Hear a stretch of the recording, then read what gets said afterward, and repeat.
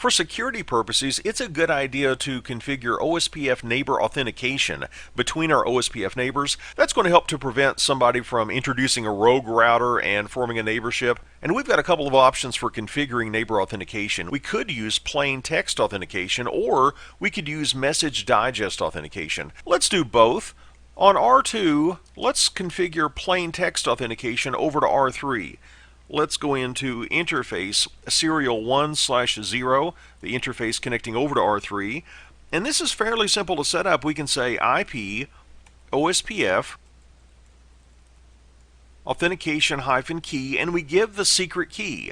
And I'm going to make this sort of a scrambled up version of the word secret. Let's do a $3 instead of an E, and a CRE, and then a capital T. That's going to be my secret key. And then I go into OSPF router configuration mode. I say router OSPF 1, and I say I want to do authentication for area 1. This interface is in area 1. I'll say area 1 authentication.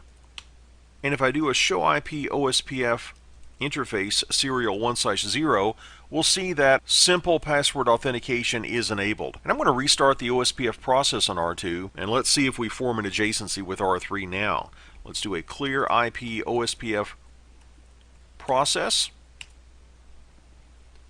And even though we did form a neighborship with R1, we have not and we will not form a neighborship with R3. And that's because we've not yet configured R3 for authentication.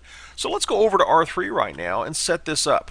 Let's go into the interface connecting back to R2, which is interface serial 1/0, and let's give the same set of commands. IP OSPF authentication key. It's going to be a $3 CRE and then a capital T. And then we go into router OSPF configuration mode, and I'll say area 1 authentication. And if we wait just a few seconds, an adjacency should now come up. In fact, there it comes up right now. And we can verify that by doing a show IP OSPF neighbor. And we now have plain text authentication configured between R2 and R3.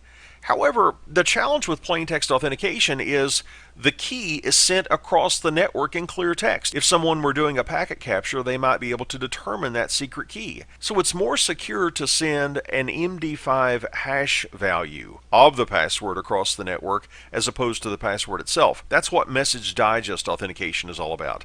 Let's set that up between R2 and R1. Let's go back to R2, and under the interface that we use to connect to R1, which is Fast Ethernet 0/0, let's say IP OSPF message digest key, and we give a key ID. I'm just going to make this an ID of 1, and I'm going to be using MD5. That's the hashing algorithm.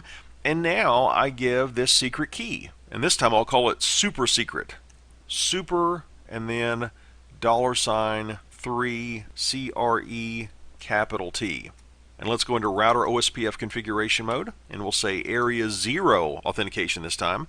Area 0 authentication. This time we're going to say message digest. And let's say clear IP OSPF process.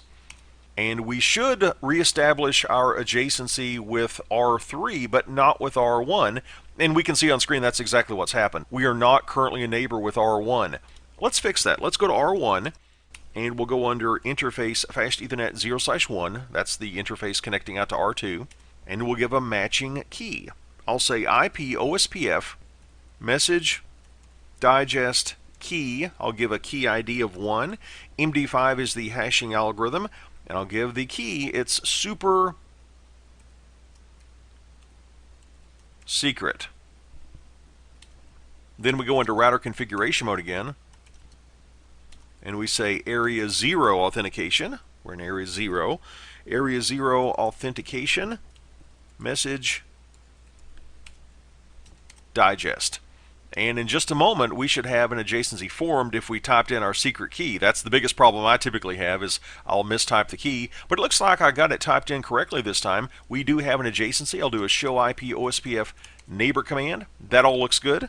And to sum up this video, we've said that for security purposes, it's a great idea to configure neighbor authentication between your OSPF neighbors.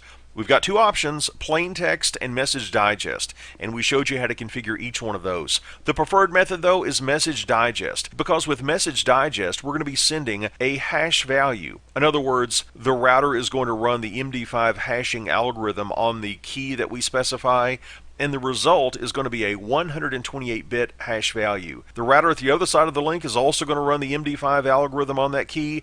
It's going to generate a hash value, and if the hash values between the routers match, that's an indication that they both have the same key, and they get to determine that without ever sending the key in clear text across the network.